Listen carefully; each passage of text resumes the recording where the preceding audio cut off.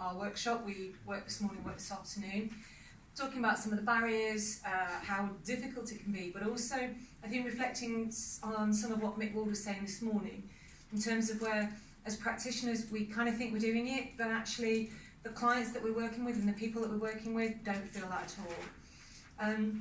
Thinking about how we can do things differently, but also the impact of key performance indicators on the speed of how much we want to try and get people more engaged, but also about a kind of hearts and mind shifts. And I, you know, for my local authority, we've got 3 Section 75s, which can be quite challenging at times. For those of you who don't know what Section 75 is, it's where your NHS colleagues take over some of the social care functions, the social work functions, and it's predominantly in mental health, although it's all age disability for us in Staffordshire as well as mental health.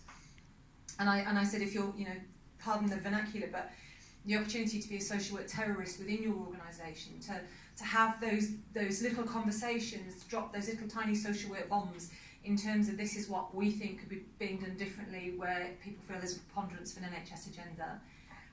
We talked about service user feedback, but how a lot of it was the palsy kind of, would you recommend our service to a friend? That's not really the same thing as actually having some engagement with social care professionals. Is it bespoke enough? Where does it go? But also the opportunity for colleagues who came down from Stoke to discuss what they're doing. And it was really exciting hearing some of the real passionate work that our colleagues are doing there, and the organisation's called Reach, and how it is that they're promoting their own knowledge and their own expertise, and that's going upwards. It's not just flatlining. But on the back of that, it was making sure that co-production is actually meaningful. So I've worked in a local authority where it's really, really important to have service users on the actual interview panels, and service users are there as an actual participant. They're not there as well done, we brought a little service user with us, but we don't like what they say, so we're going to employ who we want.